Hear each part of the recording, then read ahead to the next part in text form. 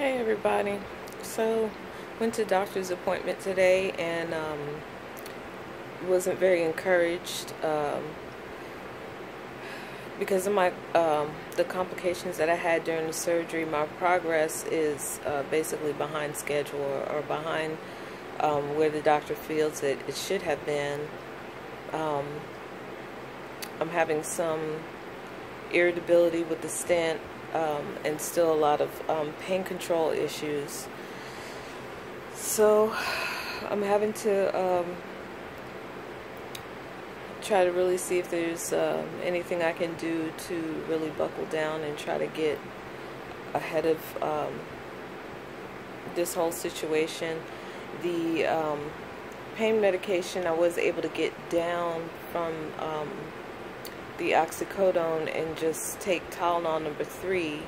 But the thing is, with the oxycodone, I was down to 2 tablets at bedtime and 1 tablet during the day.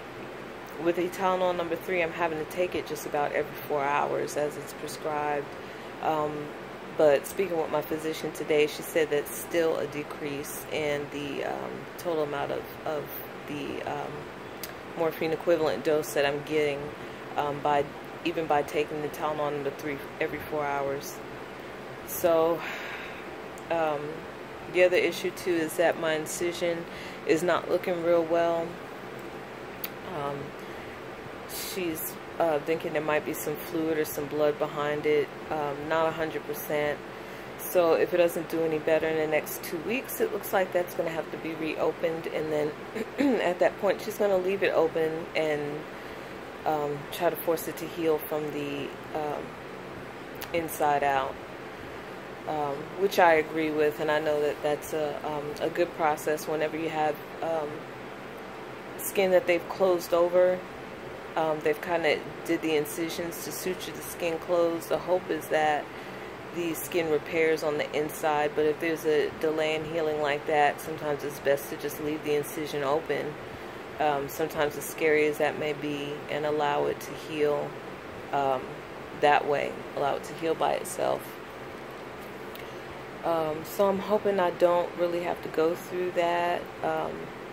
She said it may open, in which case it may start draining itself. And I think I would almost rather that than to have the incision reopened completely. If there was just like a little spot that would just open, that might help. So basically my game plan, excuse me, is going to be I'm actually going to have to just take my codeine every 4 hours, just so I can stay on top of the pain, so that way I can get up and move and do a little bit more.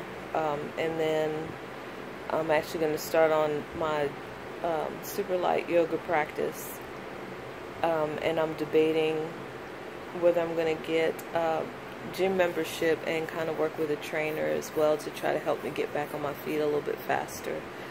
I really can't afford too much of a delay in my recovery, because it affects everything. I'm sure as any other person who's, you know, working adult knows, it's not easy, and it's actually hard to have this time to have to take it off like this. So yeah, that's basically it in a nutshell. Not such great news today, so I'm feeling a little bummed out about it. But at least I'm trying to stay ahead with some kind of game plan for, you know, getting out around it and kind of going to the next step and trying to see if I can get myself over this little hump. I think if I could get on my feet and really start walking and reach the distances that I need to, and get a little bit of yoga practice in and get that swelling down, that would go a long way. My blood sugars are a whole lot better and under control, even with the Tylenol number 3s, which has been difficult, but I've kind of learned my way around the pump, and I'm just kind of titrating back and forth because now I'm hitting spells where I'm going a little bit too low, where I was going too high before. So I mean, you know, it's with the ebb and flow of life and, you know, overall health. You just have to, you know, kind of go with it and just do what you can, one way or the other, just to try to make it through and make tomorrow a better day. So yeah, that's it for me. Hopefully I can get stuff on an upswing, kind of start a little bit of yoga tonight. Sometimes I feel a little bit better when I do it in the evening time.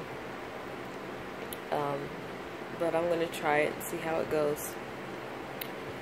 Thanks everybody. Have a great day.